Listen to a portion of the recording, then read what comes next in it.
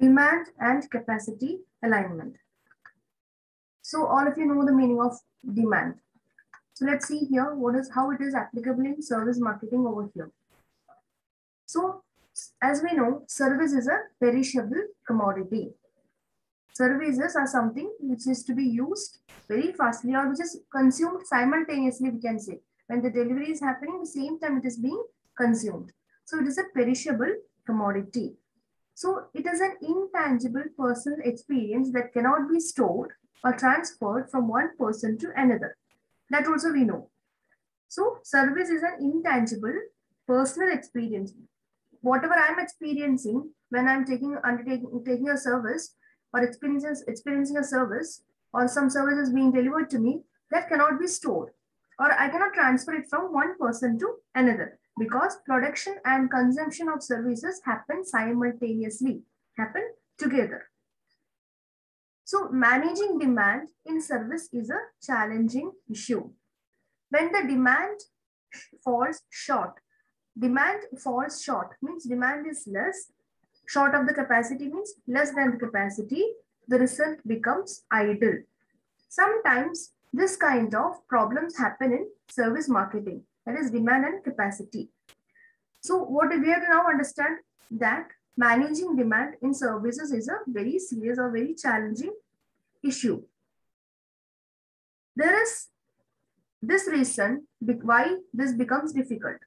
It is because we cannot keep an inventory of services. We know that for in case of product, inventory maintenance, inventory management and all is possible. But in services, we cannot maintain this inventory. There can be cases when there is excess demand. Like for assumptions, I'll tell you. Excess demand can happen for services. Then demand exceeding the capacity means, for example, in a hospital, maybe some serious issue like we have seen during COVID cases, extreme pandemic cases we have seen where the hospital beds were full. So demand was more, but capacity was not that much. Then there is demand and supply at the optimum level in a balanced way. Then there is excess capacity. The four situations can happen over here. One is excess demand. Then demand is exceeding the excess capacity, optimum capacity. Then demand and supply are at the level of optimum capacity and there is excess capacity. Excess capacity means more capacity will be there. More, what you can say, more options are there or more service availability is there, but demand is not there. So the seriousness of this problem will depend on demand fluctuations, which is happening over time to time and also depending on various factors. Some type of organizations like hospitals, restaurants, communication, telecommunication, transportation field, etc. will have or they will experience wide fluctuations in demand, but certain other service organizations like banking sector, insurance, etc., there will not be much fluctuation in the demand. So again, it depends on the type of service sector. And even we can say for some service sectors like theaters, hotels, etc., peak demand hota hai. When there is peak demand, that will exceed the capacity. So here we have to understand that managing the demand and capacity becomes a challenge in service marketing. Now there are different types of demand pattern. Like as I told you, there is irregular demand, falling demand, demand to the level of optimum capacity, demand exceeding the capacity, demand below the optimum capacity, and excess demand. So irregular demand means again fluctuating demand. We never know when there will be demand for any particular service taker. Then falling demand, demand to the level of optimum capacity means demand and capacity is balanced. There could be situations when demand is exceeding optimum capacity, demand below the optimum capacity, and excess demand. So in these situations, what could be done? How the service marketing, how it could be working? So there are also situations when there is negative demand, no demand, latent demand, seasonal demand, etc. But here what happens? Many times it becomes difficult to actually learn about the demand pattern It is necessary for the service organizations to study the changing demand pattern relating to the service sector. Like, how do we calculate the demand pattern? You might have seen various graphs, various charts and all.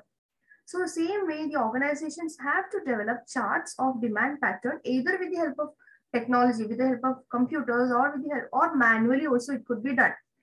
We have already seen how demand is forecasted, isn't it? So the demand levels and the changes, we can try to estimate or forecast it.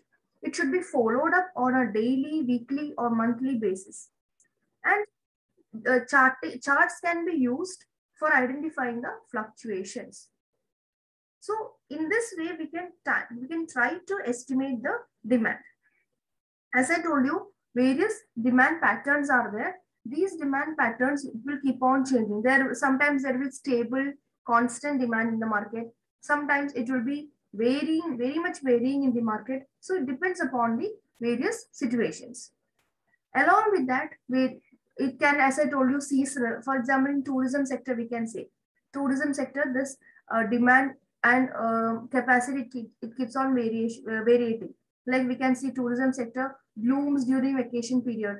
During that peak season, the demand will be more and the capacity would be less. Capacity in the sense that many number of people, they may not be able to accommodate during that time.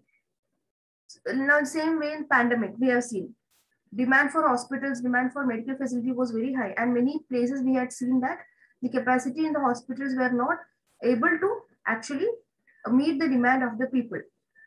So in service sector, this becomes a very huge issue, very challenging issue. As I told you earlier, certain areas, just like banking and all, they will not face much fluctuations. It will go in a regular way. Now, capacity. Capacity means what the organizations are having. What the organizations are having with them in order to meet the demand of the customer. So every organization will be having a type of a kind of capacity management. Like efficient management of resources of the firm, it is required to change or to understand higher demand or lower demand and accordingly manage the capacity. We can see that in capacity, there are certain constraints also. Time is a constraint, labor is a constraint, equipment and facilities. Time means what time to be given. This is very important in service sector. Especially many services, time is very important, especially lawyer, your doctors and all. If their time is not utilized properly, then that will result in a loss. So time is a major constraint, major issue, but from the point of view of various service providers, we can say individual service providers. But can we increase the time? Can this capacity be increased or not? Capacity can be increased by operating for longer hours. This cannot be an option, but this cannot be an option every time. But when demand is there, time management can be done by operating for longer hours. So, but at the same time, customers also should be there for that longer hours. That is what I told you. Demand also should be, then only we need to increase the time. So capacity also can be increased. How they can increase the capacity? They can increase the capacity by reducing or by shortening the length of the time given for each individual customer. So in that period itself, they can accommodate more customers. In that way, time management could be done. Second one is labor. Laborers means workers. Sometimes we can see, especially in service sector, we know that service providers are large. Human beings, the role of human beings cannot be neglected at all. So here also we can see that sometimes in several organizations, demand will be more, but the staff would be less. At certain times, the demand for the organizations cannot be met because the staff is already exhausted. Staff is already operating at a peak capacity. In some cases, it is very easy to bring employees and even fire the employees away. But the thing is that all the organizations are spending considerably on training these employees. So extensive training provide karte, uske baad immediately unko fire bhi karte, that actually creates loss to the organization. So there should be some kind of mechanism to manage the laborers or employees also, of the staff also. How it can be done? Again, this can be done by making it more flexible, by providing shift system can be adopted, and even overtime facilities can be used where they will be paid extra for that. So many times such kind of techniques can help in improving the productivity of the employees and thereby work capacity also. Many times we have seen when they are not able to hire full-time employees, they may even go for clock hour employees or part-time employees. That happens only when there is more demand, and after once their demand is less, they can easily fire those employees also. So this is how they manage labor. Then equipments. Though it is intangible industry, in the intangible sector services, still equipment acts as a tangible part of many service sector. Like for example, transportation and all, we need the vehicles for that. So equipment can be a critical constraint, critical issue in service firms. For example, the truck, the planes, etc., which are used for transportation, they may be having limitations in the capacity, especially during, as I told you, vacation period, during festivals and all, the winter vacation, summer vacations and all, the delivery service providers face problems. Same way, telecommunication industries or anywhere we can find that equipment shortage can create problem in the service sector. But how can we do it? Again, productivity enhancement tools can be used, and some machines can be used which could be replaced, and they can try to avoid this repetitive task. We know that equipment bolte samay, we know that banks have built ATMs. When banks have built ATMs, that has actually reduced the work of going into the bank. That has also reduced the work burden on the employees who are sitting in the bank. They need not every time for each and every transactions, the employees need not break their head on giving cash to the people. No. So ATM, that is how equipments can be used for managing the capacity. Then facilities. Most of the firms are facing this problem with limited facilities. Especially we can say that educational institutions, one good example where they are limited, the facilities are limited or constrained with the number of rooms, number of seats in each class. Same way, restaurant facilities also get sometimes handicapped because of the number of tables or seats available. Airlines facilities can be limited because of the number of seats available. So this but becomes very difficult to adjust, because adding a building, adding a room and all will cost a lot. And it is okay, it is done in order to increase the service quality, in order to increase the service capacity, but it will create additional burden to the service firm. So what they can do in many such cases, we can see that they do go for temporary renting of areas, renting of spaces, or they share the spaces many times. So that also to an extent help to overcome the problem of capacity. Then strategies for managing capacity to demand, strategies for managing demand to capacity. That is also this topic also we have to see now. First, let us see strategies for managing capacity to demand. Here you can see, as I told you, the demand may be too high or too low, isn't it? So how do we do it? How can we manage the capacity to demand? When demand is too high, what are the things which they can do? They can take the help of customer. Okay, customers involvement can be done. Like we can see self-service hota hai na restaurants mein. To usme kya karte hain? The customers themselves are coming, and once the food is ready, they are serving for themselves, isn't it? So when customer involvement is there, this can be used when there is too high demand. Then using part-time employees. Part-time employees also can supplement regular employees when there is huge demand. Then we can say cross-training the employees. Some of the employees will be working in one particular area only, but they can be given training in another sector also, so that when there is huge demand, we can use these employees. Because at sometimes one particular operation will be very busy and the other employees might be sitting idle. Other operations may be idle. So cross-training employees will help to create flexibility in doing these operations. Then modify or move facilities or equipment. Sometimes it may be possible to modify also the existing capacity to meet the demand fluctuations. Sometimes one example is given over here. About the Boeing aircraft, it is flexible. It can be reconfigured to accommodate extra seats. So some kinds of such modifications also can be done. Then sharing capacity. Sharing capacity is very good example where a large investment in equipment or facilities exist, and many times many such equipments may not be used by that particular company. So they can share these facilities with some other company. Like we can say many times these are all underutilized. So it is a common practice for companies to take it on lease or give it on lease to another company. Then stretching existing capacity. Stretching existing means the time period, or as I told you, we can say workload of the employees may be stretched. Like they might be using the existing resources itself. No new resources are added, but employees are asked to work extra, or facilities and all would be running for a longer time period, like that. Then schedule, next one is schedule downtime during off periods or low periods. Schedule downtime during off periods or low demand means if during the peak period equipment, facilities and all are used at a very maximum capacity, then it is necessary to reduce the time or reduce the usage during off period. That is, it is necessary to schedule the repairs, maintenance and renovations, etc. during off period. Like for employees, we can say vacations and trainings and also can be arranged during this period.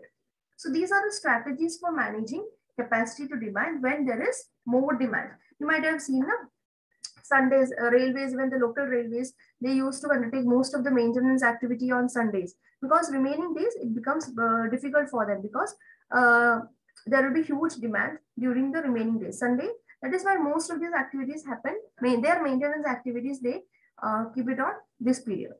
So this is how they can try to increase the capacity or try to manage the capacity to meet the higher demand.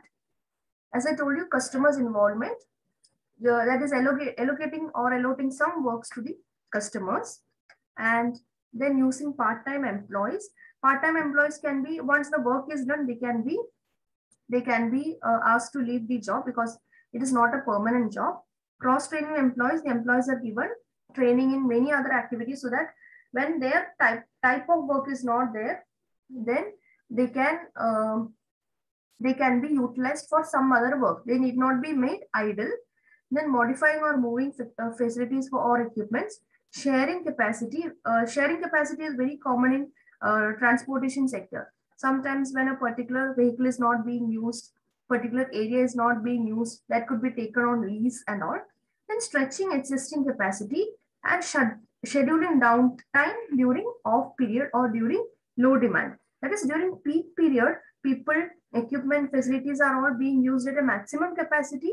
So, and when there is no such demand, when there is lesser demand, all this can be, the repairing, the maintenance and all can be scheduled during off season. So many times we can see that, especially using part-time employees, cross-training employees and all, very common across the service industry. Every time we can see that a ready-made part-time employee pool is available in this area, especially youngsters we can easily find, and for them it is actually helping them to supplement their main source of income. Same way we can see that sharing capacity. As I told you, things which are not utilized, it could be taken in rent or it could be taken on lease and all. This is very common in airlines industry. Airlines is a good example.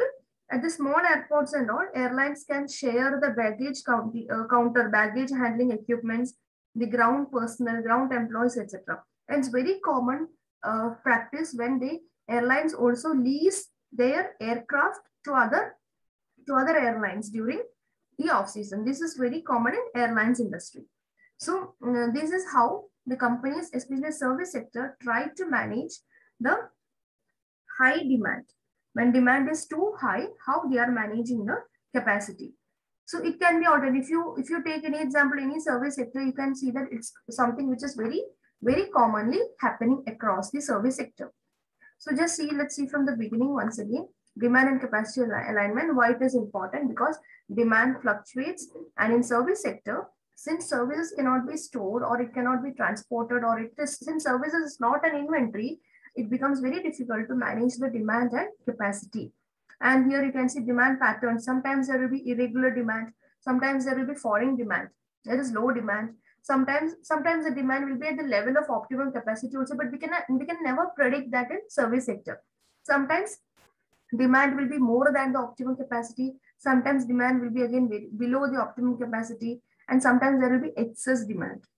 So during this period, what are the strategies to be adopted by service industries? Capacity, how they can manage.